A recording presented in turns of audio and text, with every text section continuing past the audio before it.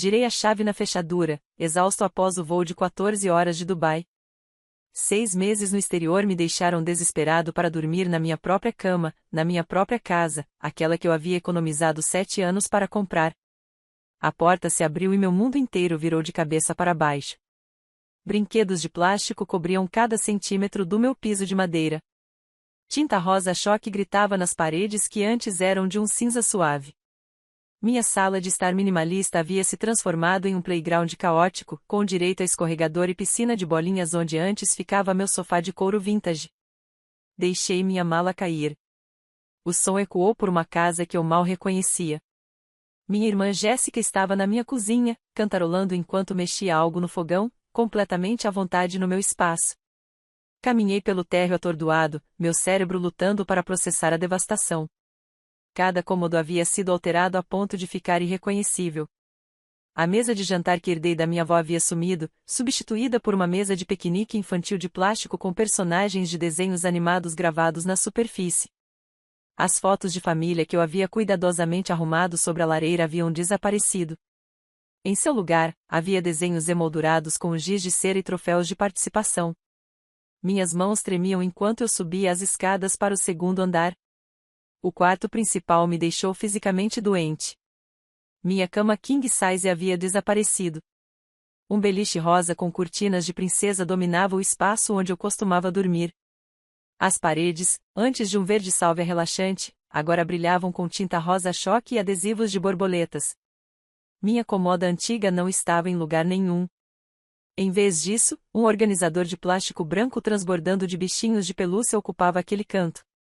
Tropecei no que antes era meu escritório em casa. Minha escrivaninha personalizada, aquela que eu mesma havia projetado, havia desaparecido. Meus livros didáticos de engenharia, meu diploma universitário emoldurado, meu sistema de arquivo cuidadosamente organizado, tudo havia desaparecido. Um berço estava encostado na parede. Um trocador coberto de fraldas e lenços umedecidos estava no lugar da minha cadeira ergonômica de escritório. As paredes exibiam posteres do alfabeto e tabelas numéricas. O terceiro quarto, meu quarto de hóspedes, sofrerá o mesmo destino. A elegante cama queen size havia desaparecido. 2 camas pequenas em formato de carros de corrida preenchiam o espaço. As paredes bege neutras agora gritavam com tinta azul e adesivos de super-heróis. Equipamentos esportivos espalhados pelo chão. Calculei rapidamente. Só os móveis me custaram mais de $15.000. A pintura personalizada e as instalações provavelmente custaram outros $10.000. Alguém gastou $25.000 destruindo minha casa. Encontrei Jéssica na cozinha, parecendo completamente relaxada. 2 crianças corriam ao redor dos seus pés. Emma, de 5 anos e com os cabelos loiros de Jéssica, perseguia Lucas, de 3 anos, pela minha casa como se fosse um parque público. Nenhuma das crianças me reconheceu. Percebi que elas nunca me conheciam. Jéssica as mantinha afastadas durante minhas breves visitas em casa nos últimos 2 anos. Surpresa, Jéssica gritou alegremente quando finalmente me viu ali. Ela sorriu como se tivesse acabado de me dar um presente incrível. Eu trabalhei duro para deixar tudo pronto antes de você voltar. Você não adora o que eu fiz com o lugar? Minha garganta estava apertada demais para falar. Consegui forçar as palavras. Jéssica, o que você fez na minha casa? Ela riu. Riu mesmo, como se eu tivesse contado uma piada. Ah, qual é, Penny? Não seja dramática. Eu melhorei. O lugar era tão frio e estéril antes. Agora parece um lar. Um verdadeiro lar de família. Esta é a minha casa. Minha. Eu não te dei permissão para mudar nada. Minha voz saiu estrangulada, quase um sussurro. O sorriso de Jéssica não vacilou. Bem, estou morando aqui agora, então precisei fazer alguns ajustes. Tyler e eu vamos nos divorciar. Mamãe não te contou? Estou grávida de 7 meses do meu terceiro filho e não tenho para onde ir. As crianças precisam de estabilidade, Penny. Você certamente entende isso.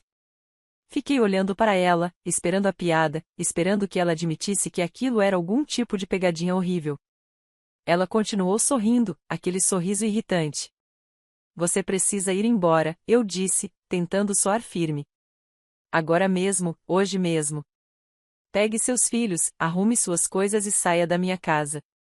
A expressão de Jéssica finalmente mudou, mas não para culpa ou pedido de desculpas.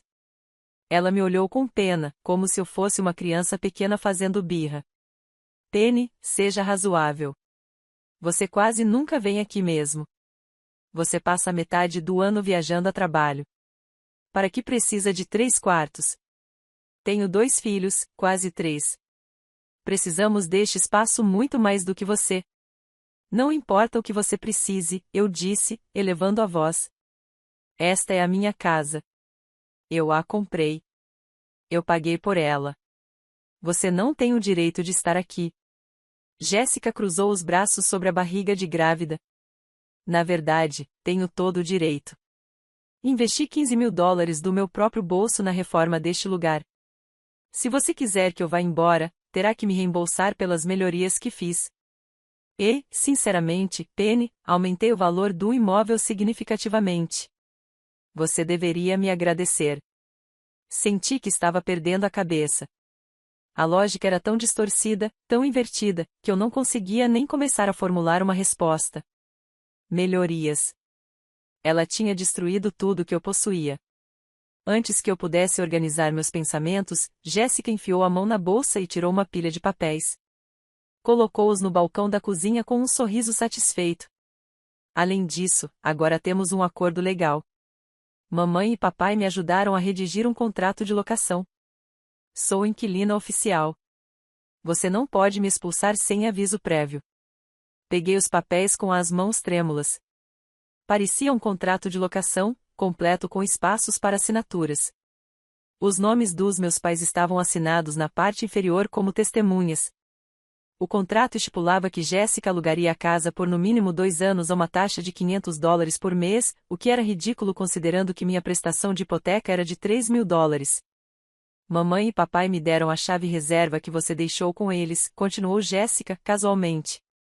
Eles entenderam que família precisa ajudar família. Na verdade, eles estão decepcionados com você. Acharam que você me apoiaria mais durante o meu momento difícil. A traição me atingiu como um golpe físico. Meus próprios pais conspiraram com Jéssica para invadir minha casa. Eles deram acesso a ela sem nem me perguntar, sem nem ligar para discutir o assunto. Eu havia deixado aquela chave para emergências, para situações como um cano estourado ou um alarme de segurança com defeito, não para minha irmã encenar uma tomada completa da minha propriedade. Este contrato não vale nada, eu disse, embora minha voz carecesse de convicção. Eu nunca o assinei. Nunca concordei com nada disso. Jéssica deu de ombros. Se quiser, converse com um advogado, mas boa sorte para conseguir que um juiz despeje uma mãe solteira grávida com 2 filhos pequenos, principalmente porque tenho testemunhas que vão atestar que tínhamos um acordo. Mamãe e papai vão me apoiar. Eles sabem que a família vem em primeiro lugar. Ela se virou para o fogão, dispensando-me completamente. Emma passou correndo, quase derrubando um abajur. Lucas pulava nos móveis da sala, deixando pegadas sujas em almofadas que não me pertenciam mais. De qualquer forma, eu estava na minha cozinha, na minha casa que não parecia mais minha, e percebi que esse pesadelo estava apenas começando. Jéssica havia planejado tudo cuidadosamente. Ela tinha meus pais do lado dela. Ela havia criado uma papelada que, embora não fosse juridicamente vinculativa, complicaria qualquer tentativa de removê-la. Ela havia se feito passar por uma vítima que merecia simpatia e proteção. Liguei para meus pais antes mesmo de sair de casa. Meu pai atendeu no 3º toque. Penny, você voltou de Dubai. Como foi o voo? O que você fez? Perguntei, evitando qualquer gentileza. Por que você deu acesso à minha casa para Jéssica? Houve uma pausa. Então ouvi chamar minha mãe, Carol, é a Penny. Ela está chateada com a Jéssica. Minha mãe atendeu. Querida, podemos explicar tudo. A Jéssica está passando por um momento muito difícil. O divórcio, a gravidez, aquelas crianças coitadas. Achamos que você gostaria de ajudar. Ajuda? Você chama destruir minha casa de ajuda? Ela reformou tudo sem a minha permissão. Ah, não seja tão dramática, disse minha mãe com uma risada desdenhosa. Ela só fez algumas melhorias para tornar o espaço mais adequado para crianças. Você precisava ver como as crianças estão felizes. Não importa o quão felizes as crianças estejam. A casa é minha. Você não tinha o direito de dar a chave a ela. A voz do meu pai assumiu aquele tom severo que ele usava quando achava que eu estava sendo irracional. Penny, família cuida da família. Sua irmã precisava de ajuda, e você tem aquela casa grande só para você. O que deveríamos fazer? Deixá-la sem teto com 2 crianças e um bebê a caminho? Ela poderia ter me perguntado, eu disse, percebendo o desespero na minha própria voz. Ela poderia ter ligado, explicado a situação e nós poderíamos ter discutido as opções. Em vez disso, ela simplesmente assumiu minha propriedade como se fosse dela. Em menos de 1 hora, meus pais apareceram em casa. Eu esperava que eles vissem a destruição e entendessem minha raiva. Em vez disso, eles entraram, admirando o trabalho de Jéssica. Minha mãe arrulhou os quartos das crianças. Meu pai assentiu com aprovação para os preparativos do bebê. Veja, disse minha mãe, é lindo. Muito melhor do que aquela sensação fria e vazia que o lugar tinha antes. Era minimalista, protestei. Eu gostava assim. E, mais importante, era minha escolha, meu estilo, meu dinheiro que pagava por tudo aqui. Meu pai franziu a testa para mim. Você se tornou muito materialista, Penny. Desde que conseguiu aquele emprego bem remunerado na engenharia, você mudou. Dinheiro não é tudo. Família é o que importa. Eu queria gritar. Eu tinha trabalhado até a exaustão durante 7 anos para comprar esta casa. Eu tinha aceitado todas as horas extras, todas as missões no exterior, todos os projetos extras para economizar a entrada. Eu tinha escolhido uma casa menor em um bairro mais barato especificamente para poder pagar por ela sozinha. E agora minha família estava agindo como se eu fosse egoísta por querer ficar com o que havia conquistado. A Jéssica nos contou que investiu $15.000 na reforma do lugar, disse minha mãe. Foi muito generoso da parte dela. Sério, Penny, você deveria ser grata. Sabe quanto custaria uma reforma profissional? Eu não queria reformas. Minha voz falhou. Eu queria minha casa do jeito que estava. Jéssica apareceu na porta, cronometrando perfeitamente sua entrada. Achei que você ia gostar do que eu fiz. Trabalhei muito duro enquanto você esteve fora. As crianças ajudaram a escolher as cores e tudo mais. Queríamos te surpreender com algo lindo. Meus pais imediatamente se acalmaram, voltando a atenção para Jéssica. Minha mãe a abraçou. Sabemos que sim, querida. Você é uma pessoa tão atenciosa. Tentei uma abordagem diferente. Deixando as reformas de lado por um momento, a Jéssica não pode simplesmente se mudar sem discutir o assunto comigo. Esta ainda é a minha casa. Sou eu quem paga a hipoteca. Sobre isso, disse meu pai. Ele trocou um olhar com minha mãe que me fez sentir um frio na barriga. Precisamos conversar sobre a questão da propriedade. Qual é a situação do proprietário? Eu sou o dono da casa. Meu nome está na escritura. Meu pai pegou o celular e me mostrou a foto de um documento. Era uma escritura de cessão de direitos transferindo 50% da propriedade da minha casa para Jéssica. Minha assinatura aparecia na parte inferior, autenticada e com aparência oficial. Quando eu assinei isso, perguntei, com a voz rouca.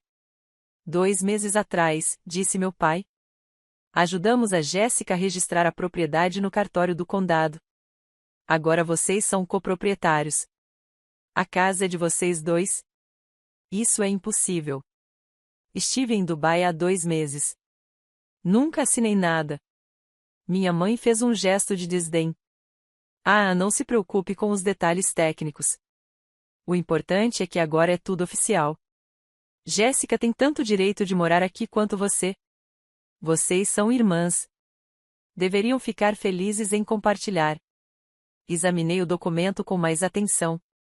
A assinatura parecia minha, mas eu definitivamente nunca havia assinado. Alguém havia falsificado minha assinatura. Alguém havia cometido fraude para roubar metade da minha casa.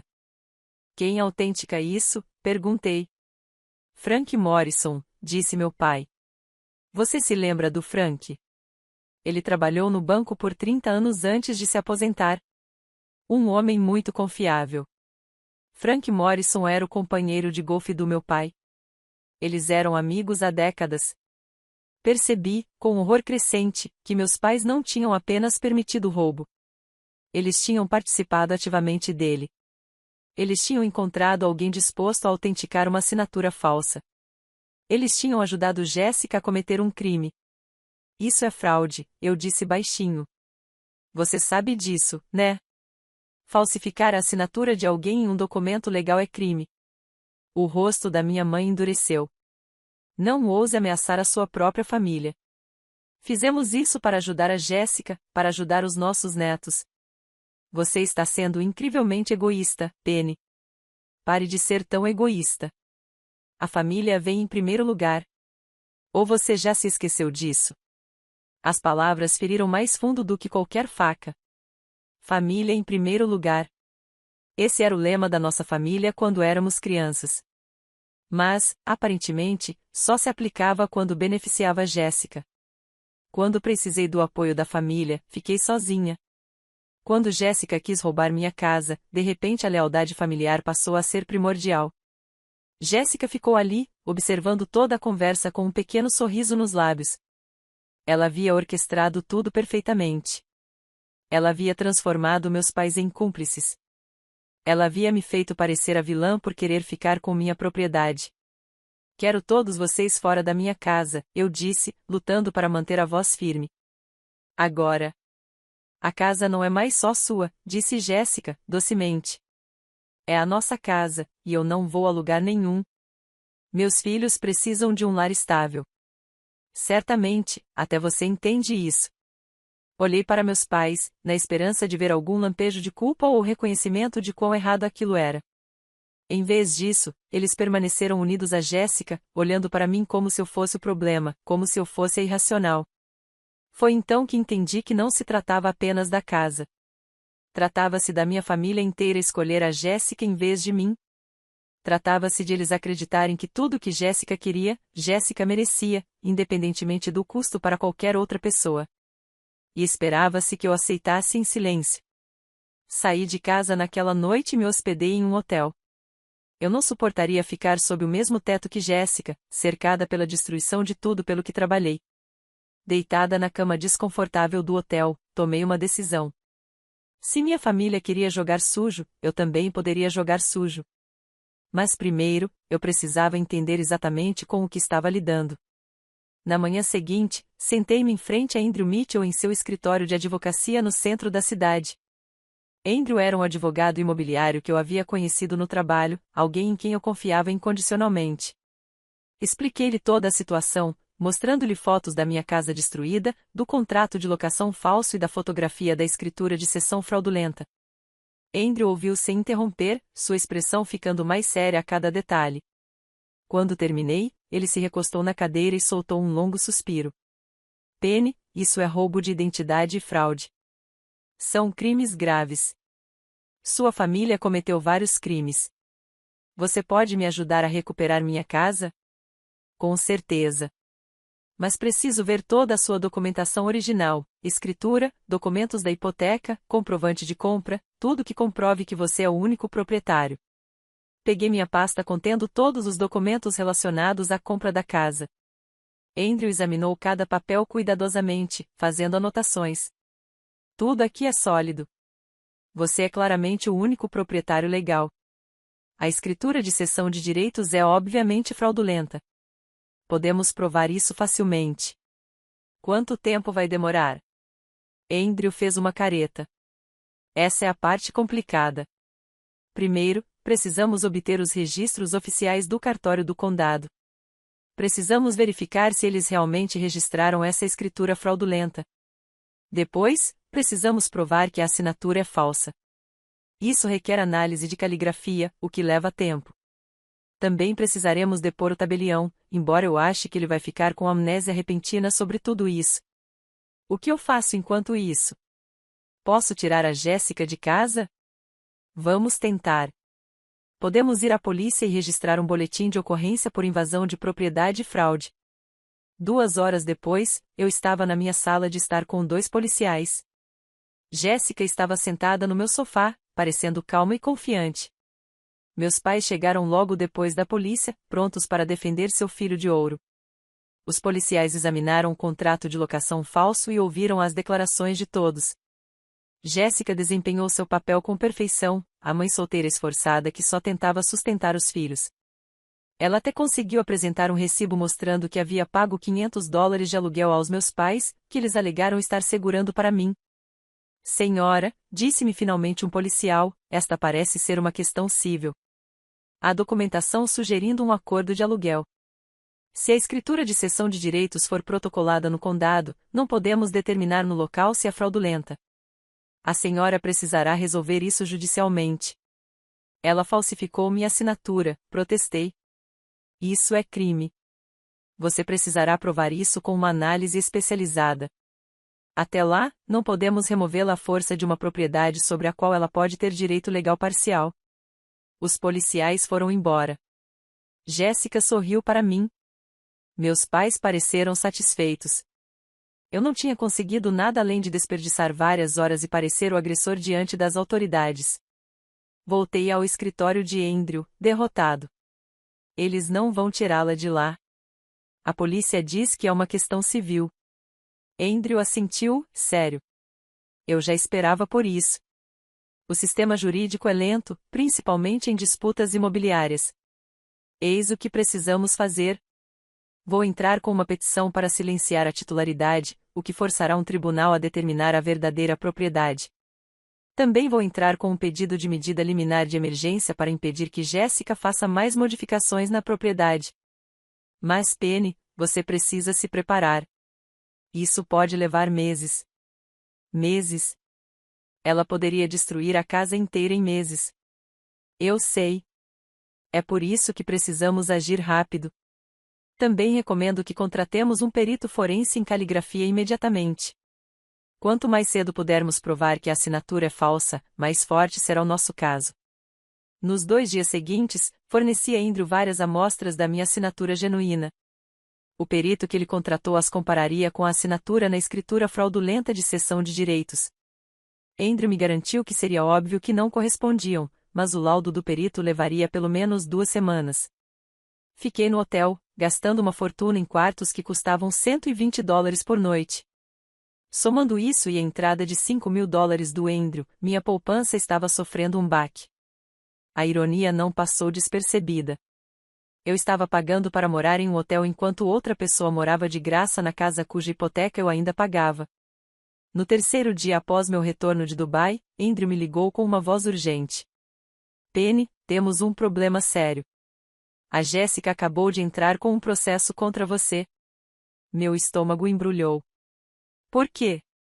Ela está processando você por despejo ilegal e assédio. Ela alega que você a ameaçou, tentou retirá-la à força da propriedade e chamou a polícia sem justa causa. Ela está pedindo uma ordem de restrição e indenização por danos morais. Senti a sala girar ao meu redor. Isso é loucura. Eu nunca a ameacei. Só pedi para ela sair da minha casa. Ela tem provas, Penny. Ou pelo menos afirma ter provas. Mensagens de texto supostamente suas contendo ameaças, e-mails exigindo pagamento. Ela construiu um caso e tanto. Essas mensagens são falsas. Nunca enviei nada parecido. Eu acredito em você, mas precisamos provar. E enquanto isso, há uma audiência marcada para amanhã de manhã. O juiz decidirá se concede uma ordem de restrição temporária. A audiência foi um pesadelo. O advogado de Jéssica, um homem esperto chamado Harold, que meus pais, de alguma forma, conseguiram contratar, me pintou como uma irmã abusiva e gananciosa que se importava mais com o dinheiro do que com a família. Ele apresentou cópias impressas de mensagens de texto que pareciam ter vindo do meu número, cheias de ameaças cruéis sobre o que eu faria se Jéssica não fosse embora imediatamente. Ela disse à minha cliente que garantiria que as crianças fossem levadas, disse Harold dramaticamente.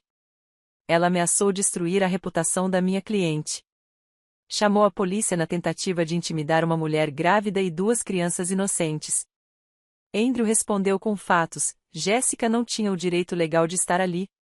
A escritura de cessão de direitos era fraudulenta. Mas os fatos pareciam menos convincentes do que o depoimento choroso de Jéssica sobre o quanto ela tinha medo de mim, como ela estava apenas tentando proteger os filhos. Meus pais também testemunharam.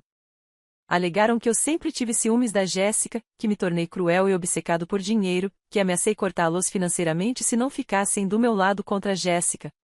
Tudo mentira. Mas o juiz ouviu atentamente.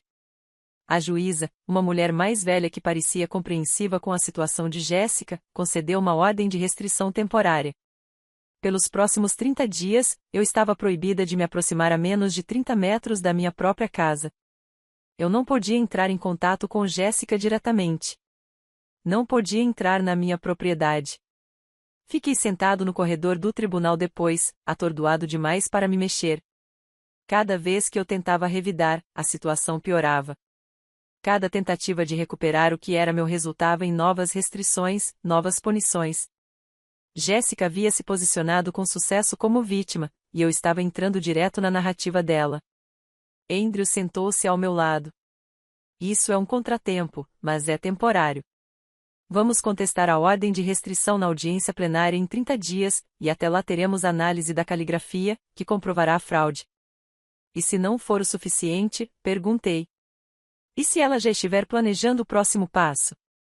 Andrew não tinha resposta para isso, mas eu podia ver em seus olhos que ele também estava preocupado. Jéssica tinha provado que estava sempre 3 passos à frente e não dava sinais de que iria parar. Na semana seguinte, as coisas saíram ainda mais do controle. A campanha da Jéssica contra mim nas redes sociais viralizou em nossa pequena cidade. Ela postou mensagens longas e emocionantes sobre sua irmã abusiva, que tentou expulsá-la de casa enquanto ela estava grávida e vulnerável. Ela compartilhou fotos dos filhos em seus novos quartos, falando sobre como eles finalmente se sentiam seguros e estáveis. A resposta da comunidade foi esmagadora e totalmente a favor de Jéssica. Amigos que eu conhecia há anos pararam de atender minhas ligações. Colegas de trabalho que souberam da situação me olharam com outros olhos. Alguém até deixou um bilhete maldoso no para-brisa do meu carro, me chamando de insensível e ganancioso. Minha mãe aderiu à campanha nas redes sociais, publicando uma mensagem que tocou profundamente: às vezes, seus filhos te decepcionam. Você os cria com amor e valores, e eles se transformam em pessoas que você mal reconhece. Orando por sabedoria e compaixão por aqueles que se perderam. A mensagem era vaga o suficiente para manter a negação, mas todos que conheciam nossa família entenderam que ela estava falando de mim. A seção de comentários se encheu de simpatia por ela e de condenação por mim. A pressão financeira se intensificou. Andrew estimou que precisaríamos de mais $15.000 para contestar o processo de Jéssica e prosseguir com a comprovação da fraude.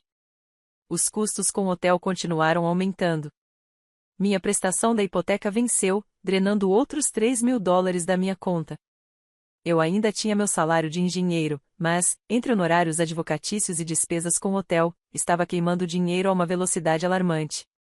Pensei em simplesmente ir embora, deixar a Jéssica ficar com a casa, cortar minhas perdas e recomeçar em outro lugar. Mas Andrew me avisou que, com a escritura fraudulenta de cessão de direitos em arquivo, eu não poderia vender a casa sem a cooperação da Jéssica.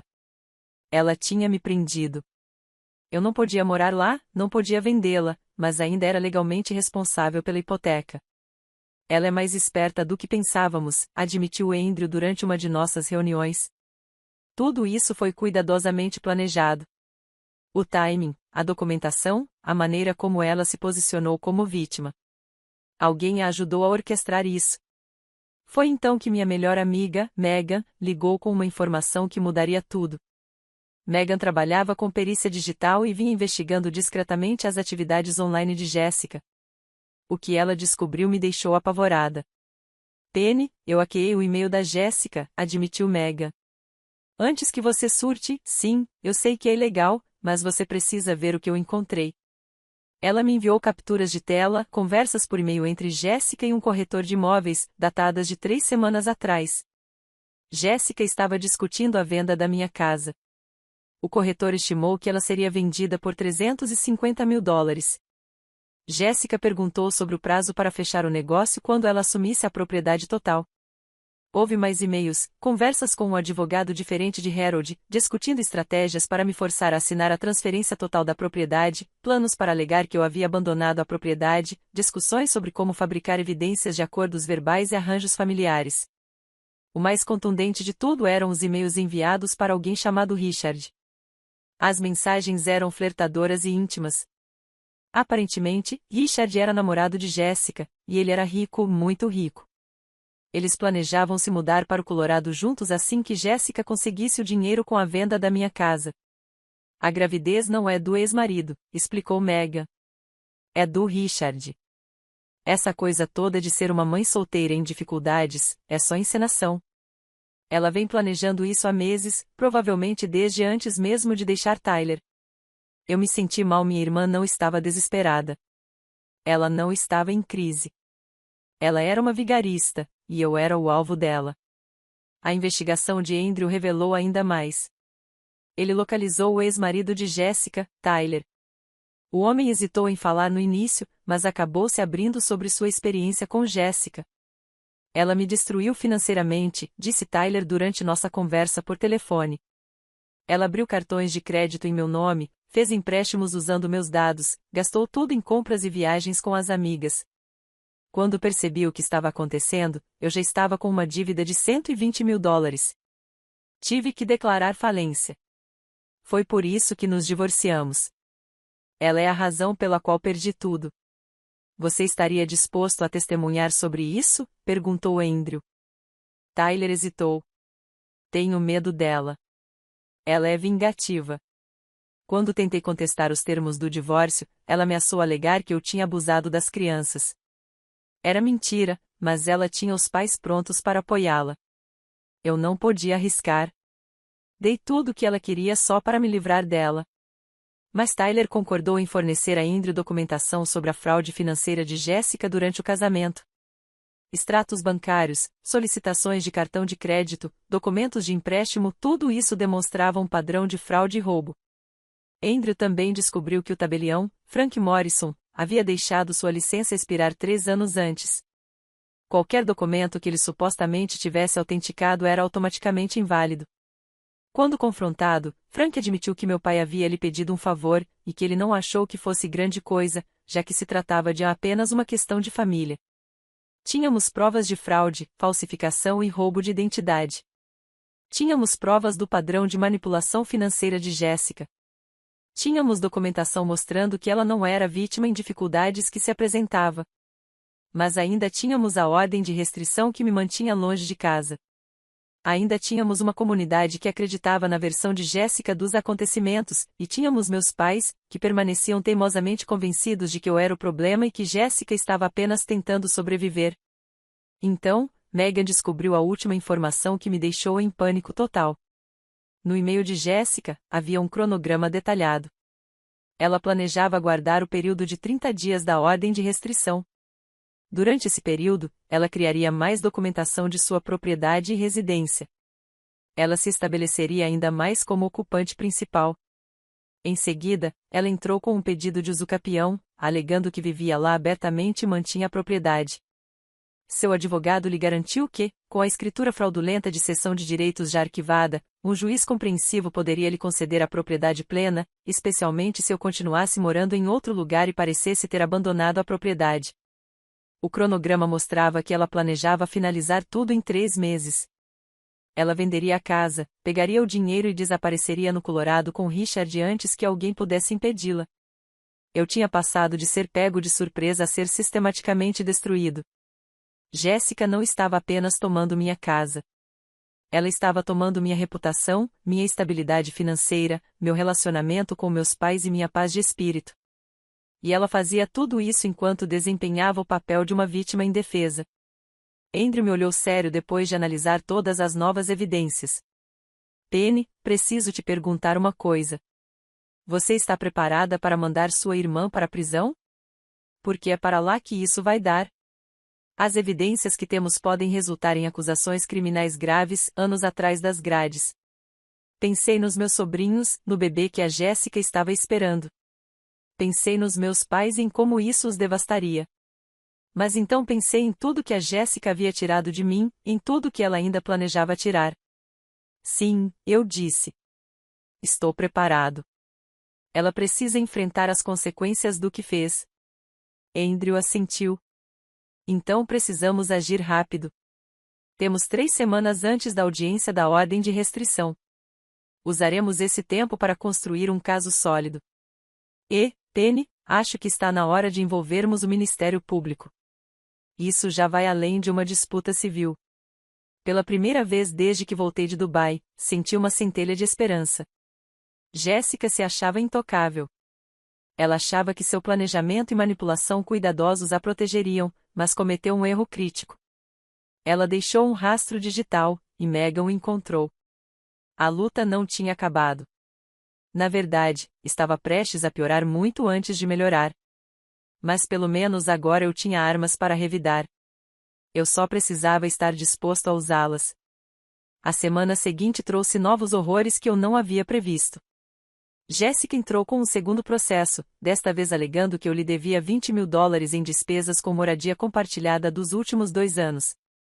Sua lógica era distorcida, mas juridicamente criativa. Como ela alegou que éramos coproprietários e que eu estava morando na casa durante esse período, eu deveria estar pagando o aluguel pela parte dela. Seu advogado, Harold, apresentou extratos bancários com as despesas regulares com serviços públicos, manutenção e impostos sobre a propriedade. Ele argumentou que Jéssica tinha direito ao reembolso de metade de tudo, desde a data da escritura fraudulenta de cessão de direitos. Andrew chamou isso de assédio legal. O processo não tinha mérito, mas se defender dele custaria mais dinheiro e tempo. Então veio o terceiro processo, difamação. Jéssica alegou que eu estava espalhando boatos falsos sobre seu caráter, prejudicando sua reputação na comunidade. Ela citou postagens em redes sociais que eu nunca fiz, conversas que eu nunca tive, declarações que eu nunca fiz, tudo inventado, mas apresentado com evidências fabricadas suficientes para parecer plausível. Ela exigiu $50.000 em danos por sofrimento emocional e danos à reputação. O processo incluía depoimentos sob juramento de 3 pessoas que eu mal conhecia, todas alegando ter me ouvido dizer coisas terríveis sobre Jéssica. Eu não conseguia entender por que estranhos mentiam por ela até Andrew descobrir que meus pais tinham pago $500 a cada um deles pelo depoimento. A estratégia ficou clara. Jéssica não estava tentando ganhar esses processos. Ela estava tentando me afogar em honorários advocatícios, estresse e condenação pública. Ela queria que eu desistisse, que entregasse a casa só para acabar com tudo. A pressão no trabalho se intensificou. Meu chefe me chamou à sala dele, parecendo desconfortável. Penny, seu pai entrou em contato com o RH. Ele expressou preocupação com sua estabilidade mental. Ele sugeriu que talvez devêssemos monitorar seu desempenho no trabalho em busca de sinais de estresse.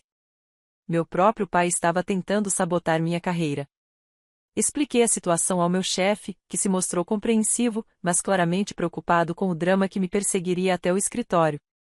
Ele não me demitiu, mas eu pude sentir a mudança na forma como as pessoas me tratavam. Eu era um risco agora, uma fonte de problemas em potencial. Minha mãe foi além. Ela ligou para vários amigos meus, contando que eu vinha ameaçando Jéssica e as crianças. Ela alegou que eu precisava de ajuda psiquiátrica, mas se recusou a procurá-la. Ela pintou a imagem de alguém em colapso, perigoso e instável. 2 amigas ligaram para sugerir que eu conversasse com um terapeuta. Elas tinham boas intenções, mas era evidente que acreditavam em parte nas mentiras da minha mãe. O isolamento ficava mais completo a cada dia. A situação financeira atingiu níveis críticos. Entre os honorários de Andrew, o hotel, a hipoteca e o custo da defesa contra os processos frívolos de Jéssica, eu havia queimado quase $30.000 em 3 semanas. Minha conta poupança, que levará anos para ser construída, foi dizimada. Comecei a ter ataques de pânico. Não conseguia dormir. Perdi 7 quilos por causa do estresse.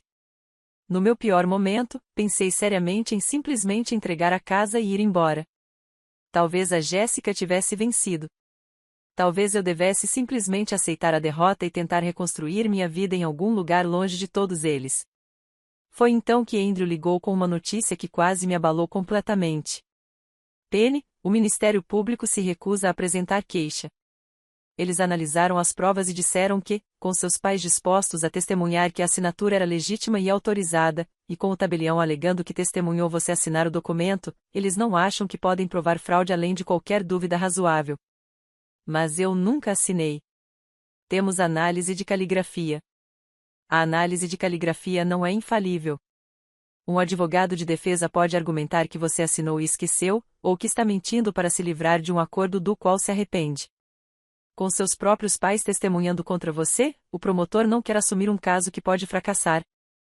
Senti o mundo desabar ao meu redor. Mesmo com evidências, mesmo com provas, o sistema jurídico estava falhando comigo. Jéssica havia manipulado tudo com tanta perfeição que parecia intocável. Então, Megan me enviou algo que a princípio pareceu um sal na ferida, mas acabou se revelando a chave para tudo. Ela continuou monitorando as comunicações de Jéssica. Encontrou e-mails de 4 meses antes mesmo de eu partir para Dubai. Jéssica escreveu para Richard: o plano está dando certo. Penny parte para Dubai no mês que vem. Isso me dá 6 meses para estabelecer residência e criar documentação suficiente para fazer reivindicações de propriedade. Meus pais estão totalmente de acordo. De qualquer forma, eles sempre me amaram mais. Quando Penny perceber o que está acontecendo, será tarde demais. A casa será minha. Vamos vendê-la e podemos começar uma nova vida em Aspen. Houve mais discussões detalhadas sobre como falsificar minha assinatura, planos para manipular o tabelião, estratégias para colocar a comunidade contra mim. Jéssica havia planejado cada passo com meses de antecedência. Não se tratava de um ato desesperado de uma mãe solteira em dificuldades. Tratava-se de um roubo premeditado, cuidadosamente orquestrado e metodicamente executado. Mas a parte mais reveladora foi um e-mail de 3 semanas atrás, enviado logo depois que voltei de Dubai. Jéssica escreveu para Richard: Penny é tão previsível. Ela está fazendo exatamente o que eu sabia que ela faria, envolvendo advogados, tentando lutar contra isso legalmente. Ela não entende que eu já venci. Quando os tribunais resolverem tudo, terei vendido o imóvel e já teremos ido embora há muito tempo. Ela é muito seguidora de regras para pensar fora da caixa. Esse sempre foi o seu ponto fraco. Li aquele e-mail 3 vezes. Seguidora demais das regras para pensar fora da caixa. Jéssica achava que me conhecia, achava que podia prever cada movimento meu. Ela contava com a minha passividade, com o fato de eu seguir os canais legais adequados enquanto ela burlava o sistema. Ela estava enganada. Andrew me disse que precisávamos de mais tempo, que deveríamos esperar pela audiência da ordem de restrição e que deveríamos deixar o sistema funcionar. Mas Jéssica estava certa sobre uma coisa: o sistema era muito lento. Quando os tribunais chegassem a uma decisão, ela já teria ido embora. Eu precisava pensar como a Jéssica. Precisava estar 3 passos à frente, em vez de 3 passos atrás. E precisava me lembrar de algo que a Jéssica tinha esquecido em sua arrogância. Eu também estava planejando isso. Só não tinha contado a ninguém ainda. Chamei Andrew ao seu escritório para uma reunião de emergência. Levei Megan comigo. Andrew parecia exausto, provavelmente por trabalhar no meu caso junto com seus outros clientes. Ele era um bom advogado, mas estava seguindo regras que não se aplicavam mais. Preciso te contar uma coisa, eu disse, algo que não mencionei antes porque não achei que faria diferença, mas muda tudo. Andrew se inclinou para a frente, alerta. O que foi? 3 meses antes de eu partir para Dubai, Megan me avisou que Jéssica estava fazendo comentários sobre a minha casa. Nada específico, apenas insinuações de que ela achava injusto eu ter tanto espaço enquanto ela estava passando por dificuldades. Não dei muita importância na época, mas Megan estava preocupada. Megan continuou a história. Eu disse a Penny para se proteger, só por precaução. Então, nos encontramos com o Andrew naquela época, antes da Penny partir para Dubai. Discutimos opções para proteger os bens dela. Andrew arregalou os olhos. Ele folheou seus arquivos e tirou uma pasta de 6 meses atrás. Agora me lembro.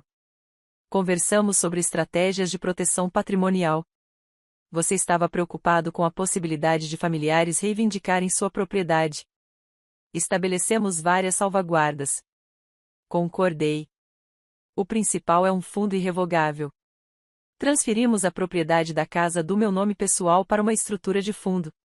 Sou o administrador e único beneficiário, mas a casa não está mais tecnicamente em meu nome. Ela é mantida pelo Penny Personal Trust. Andrew começou a folhear os papéis mais rápido. Nós protocolamos os documentos do fundo e a transferência da escritura antes de você sair, o que significa? O que significa que a escritura fraudulenta de cessão de direitos da Jéssica é completamente inútil, concluí.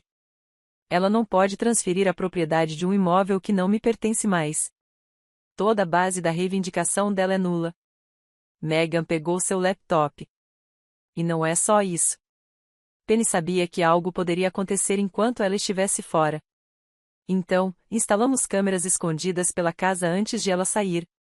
Câmeras minúsculas, escondidas em detectores de fumaça, tomadas e até na campainha, todas ativadas por movimento e conectadas à nuvem. Temos 6 meses de filmagem. Ela abriu um arquivo de vídeo.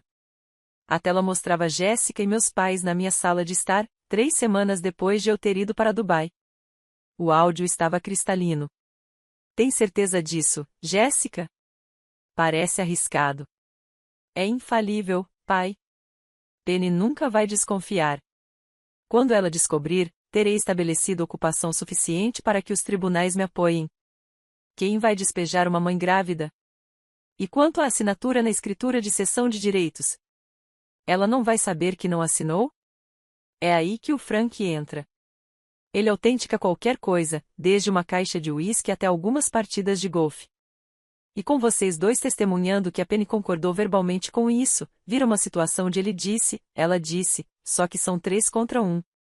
Houve horas de filmagem, Jéssica discutindo como manipular as mídias sociais, planejando como virar a comunidade contra mim, elaborando estratégias sobre quais advogados contratar, orientando meus pais sobre o que dizer à polícia e aos tribunais, cada detalhe da conspiração capturado em vídeo e áudio de alta definição.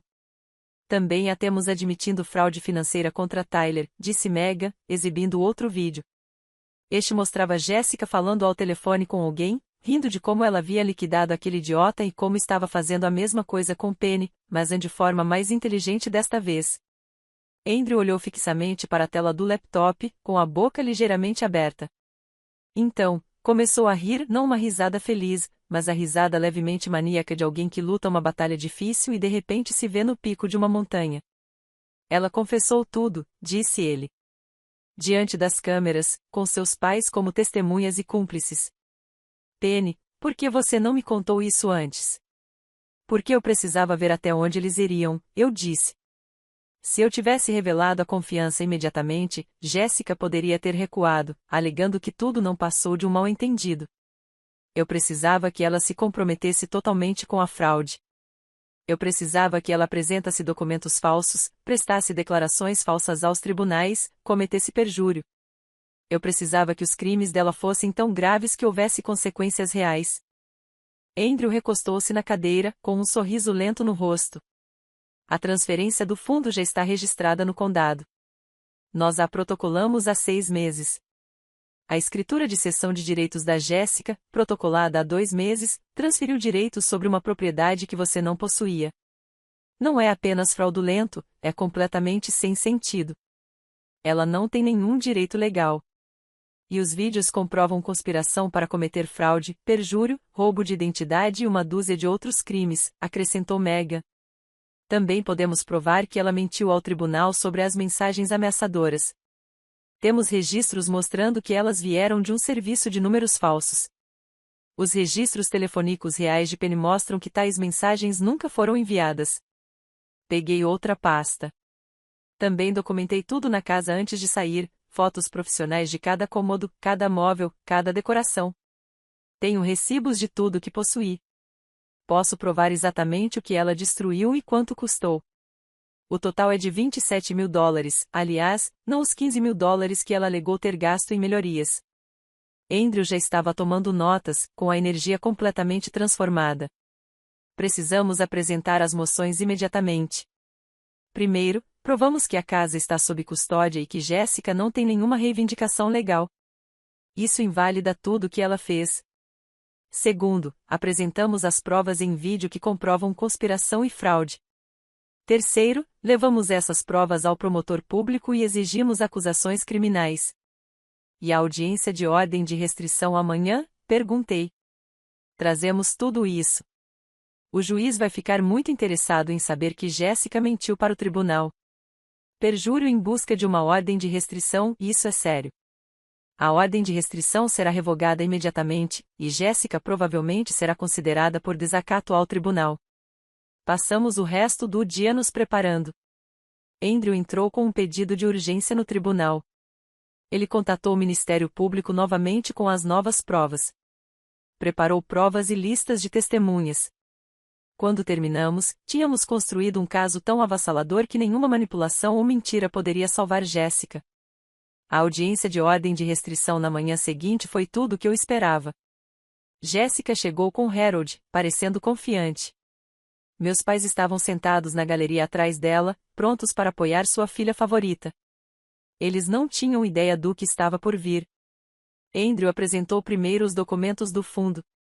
Meritíssimo, gostaria de apresentar provas de que o imóvel em questão não é propriedade da senhorita Penny pessoalmente, mas sim de um fundo irrevogável estabelecido há 6 meses.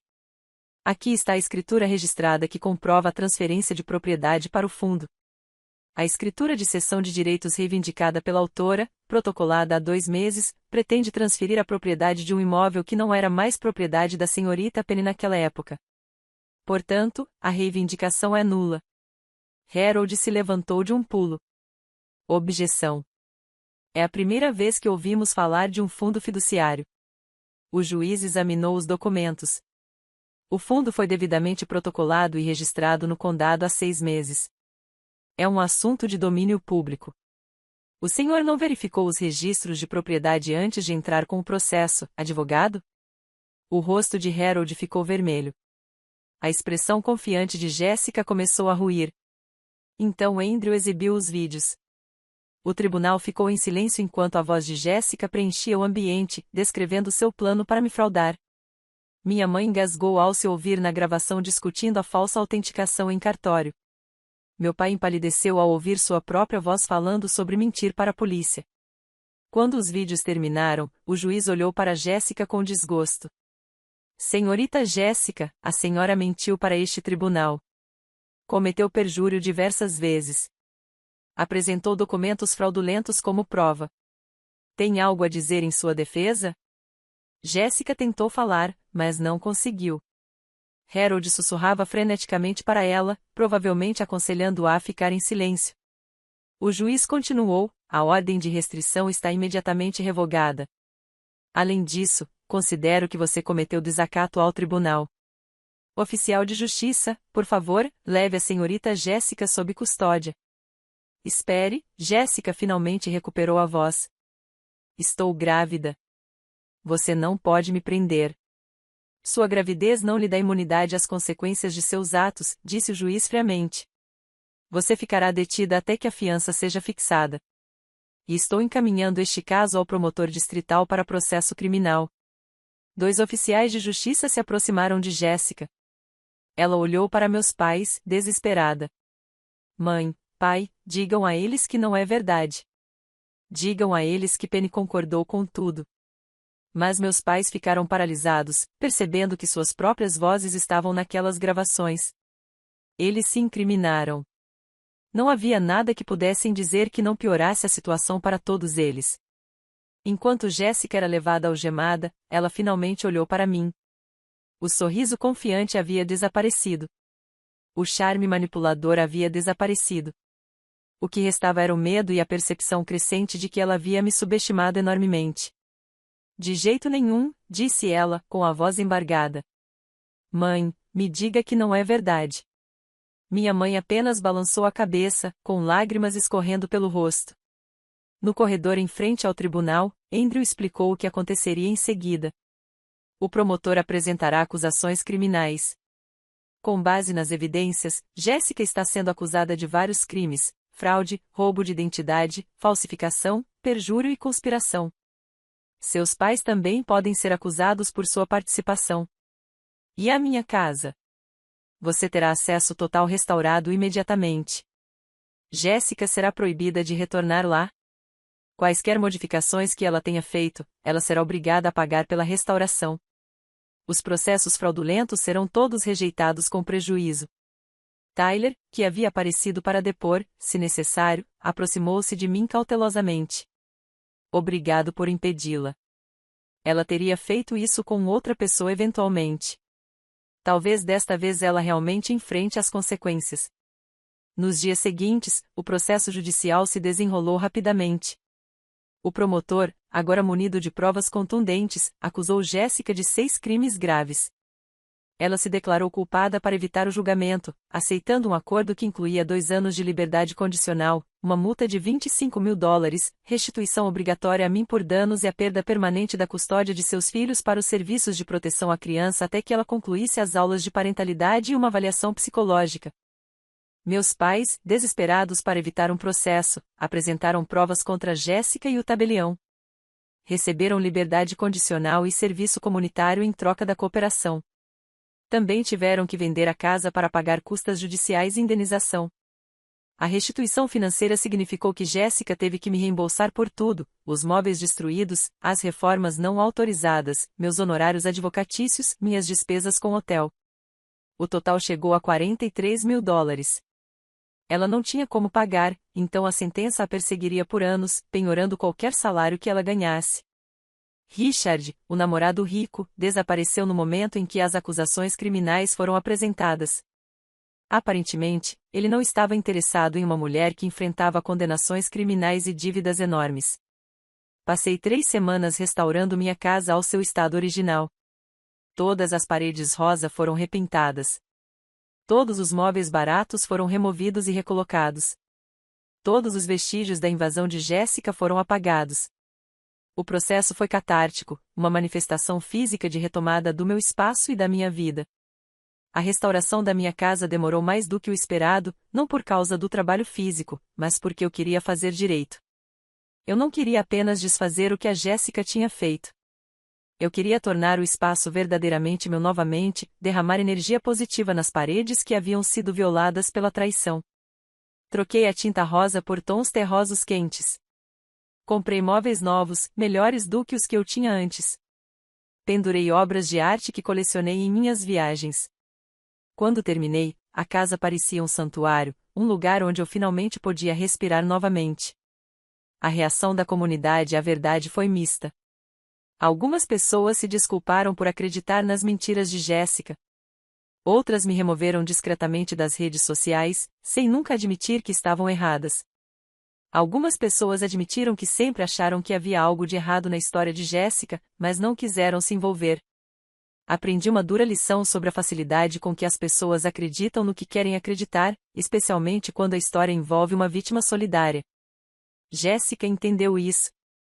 Ela transformou o desejo das pessoas de ajudar alguém necessitado em uma arma, transformando sua compaixão em uma ferramenta de manipulação. Meu relacionamento com meus pais nunca se recuperou. Conversávamos ocasionalmente conversas forçadas, sem que nenhuma das partes mencionasse o ocorrido. Eles se mudaram para um apartamento menor do outro lado da cidade, com suas economias de aposentadoria esgotadas por honorários advocatícios e indenizações. Minha mãe mandava mensagens de texto ocasionais que eu raramente respondia. Meu pai nunca entrou em contato. Lutei contra a culpa por isso por um tempo. Eles ainda eram meus pais, apesar de tudo. Mas Andrew me lembrou que eles tinham feito suas escolhas. Eles priorizaram os desejos de Jéssica em detrimento dos meus direitos. Eles participaram ativamente de um esquema para me fraudar. Algumas coisas quebradas não podem ser consertadas, e talvez não devessem ser. Jéssica cumpriu sua liberdade condicional discretamente. Ela encontrou trabalho como caixa em um supermercado, com seu salário penhorado para pagar suas dívidas judiciais. O bebê nasceu saudável, uma menina. Os serviços de proteção à criança permitiram visitas supervisionadas, mas não devolveram a custódia. Meus pais cuidaram dos 3 filhos na maior parte do tempo. 2 gerações pagando o preço pelas ações de Jéssica. Ouvi de conhecidos em comum que Jéssica afirmava ser uma pessoa diferente, que havia aprendido com seus erros. Eu duvidava. Pessoas como Jéssica não mudam. Elas apenas se aprimoram em esconder quem são, ou partem para novas vítimas. Mas ela não era mais problema meu. A maior surpresa veio de Tyler. Ele entrou em contato comigo vários meses depois de tudo ter acabado, agradecendo-me novamente por interromper o padrão de Jessica. Começamos a conversar regularmente, comparando experiências, encontrando humor negro em sobreviver ao mesmo golpista. Com o tempo, essas conversas se transformaram em encontros para um café, depois em jantares românticos. No começo, eu não tinha certeza se namoraria o ex-marido da minha irmã. Parecia estranho, potencialmente problemático. Mas Tyler entendia coisas sobre a minha família que ninguém mais conseguia. Ele tinha vivido a manipulação, o gaslighting, a percepção de que pessoas em quem você confiava tinham te traído. Nos unimos por causa do trauma compartilhado e da determinação de construir vidas mais saudáveis. Megan, que tinha sido minha rocha em tudo, brincou que ela deveria receber o crédito como casamenteira. Eu não podia discordar disso. Sem suas habilidades técnicas e apoio inabalável, eu poderia ter perdido tudo. O trabalho ficou mais fácil depois que a verdade veio à tona. Meu chefe se desculpou por duvidar de mim. O RH contatou meu pai e o alertou de que qualquer interferência futura resultaria em ação judicial. Minha reputação profissional foi restaurada e, 6 meses depois, até consegui uma promoção. Mas as verdadeiras mudanças foram internas. Aprendi que se proteger não é egoísmo. Estabelecer limites com a família não é cruel. Confiar nas pessoas não significa ser ingênua. Aprendi a documentar tudo, a verificar em vez de presumir, a me preparar para os piores cenários enquanto espero pelo melhor. Também aprendi sobre o poder do pensamento estratégico. Jéssica estava 3 passos à frente há muito tempo, mas eu estava 4 passos à frente. Eu havia antecipado seus movimentos e preparado contramedidas. Eu havia usado as próprias táticas dela contra ela. Alguns podem chamar isso de implacável. Eu chamei de sobrevivência. A casa se tornou mais do que uma propriedade para mim. Ela representava tudo pelo que trabalhei, cada sacrifício que fiz, cada objetivo que alcancei com meu próprio esforço. Jéssica tentou se apropriar disso, não apenas do prédio físico, mas do que ele simbolizava, minha independência, meu sucesso, minha capacidade de criar algo valioso por meio do trabalho duro. Ao defender minha casa, defendi algo mais importante, meu direito aos frutos do meu próprio trabalho, minha recusa em ser vitimizada, meu compromisso de me defender, mesmo quando isso significasse ficar sozinha. Às vezes penso nisso quando estou sentada na minha sala de estar, o cômodo que costumava ser cheio de brinquedos de plástico e caos. Penso em quão perto cheguei de desistir, de deixar a Jéssica vencer, só para acabar com a dor. Ainda bem que não o fiz. Algumas batalhas valem a pena, mesmo quando custam coisas que você não pode recuperar. Meu relacionamento com meus pais é um desses custos.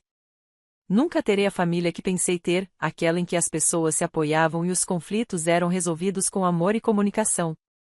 Mas talvez eu nunca tenha tido essa família de verdade. Talvez tenha sido sempre uma ilusão, e a Jéssica simplesmente me forçou a enxergar a verdade. A confiança ainda está em vigor. As câmeras continuam instaladas, embora eu também tenha adicionado sistemas de segurança mais visíveis. Aprendi que a dissuasão funciona melhor do que o sigilo. Quero que qualquer um que pense em se aproveitar de mim saiba que estou observando. Estou preparado e vou revidar. 6 meses depois de tudo ter acabado, organizei um jantar em minha casa, apenas um pequeno grupo, Megan e seu parceiro, Andrew e sua esposa, Tyler, e alguns amigos do trabalho. Comemos boa comida, bebemos bom vinho e comemoramos a superação de nossos vários desafios. A casa parecia aconchegante e cheia de vida como nunca antes. Ao olhar para as pessoas reunidas em minha casa, pessoas que eu havia escolhido incluir na minha vida em vez de herdar por herança biológica, percebi que havia ganhado algo valioso com aquele pesadelo. Aprendi em quem confiar. Aprendi do que sou capaz quando levada ao limite. Aprendi que família é algo que se constrói, não algo ao qual se fica preso. Eu teria escolhido esse caminho se soubesse o quanto custaria? Provavelmente não. Mas não posso me arrepender do resultado. Estou mais forte agora, mais consciente, menos disposta a aceitar maus tratos em nome da manutenção da paz. Essas são dádivas, mesmo que tenham vindo embrulhadas em dor. Jéssica tentou tomar minha casa. Em vez disso, ela me esclareceu quem ela realmente era, quem meus pais realmente eram e quem eu precisava me tornar. Ela achou que estava me roubando. De uma forma estranha, ela acabou me dando algo mais valioso do que uma propriedade, a certeza de que eu poderia me proteger, de que eu poderia ser mais inteligente e mais habilidosa do que alguém que vinha manipulando pessoas a vida toda. Ainda pago a hipoteca da minha casa todo mês, mas agora faço isso com alegria, sabendo que cada pagamento representa minha vitória, minha independência, minha recusa em ser vítima de alguém. A casa não é apenas um abrigo. É a prova de que me defendi quando mais importava. E às vezes, tarde da noite, quando a casa está silenciosa, caminho pelos cômodos que lutei tanto para recuperar. Olho para as paredes que escolhi, os móveis que selecionei, a vida que construí com minhas próprias mãos e minhas próprias decisões. Penso em tudo que poderia ter perdido e em tudo que consegui salvar. Então sorrio porque sei de algo que Jéssica jamais entenderá: não se pode roubar algo pelo qual alguém está disposto a lutar. E eu estava disposto a lutar por tudo. Então, deixa eu te perguntar uma coisa.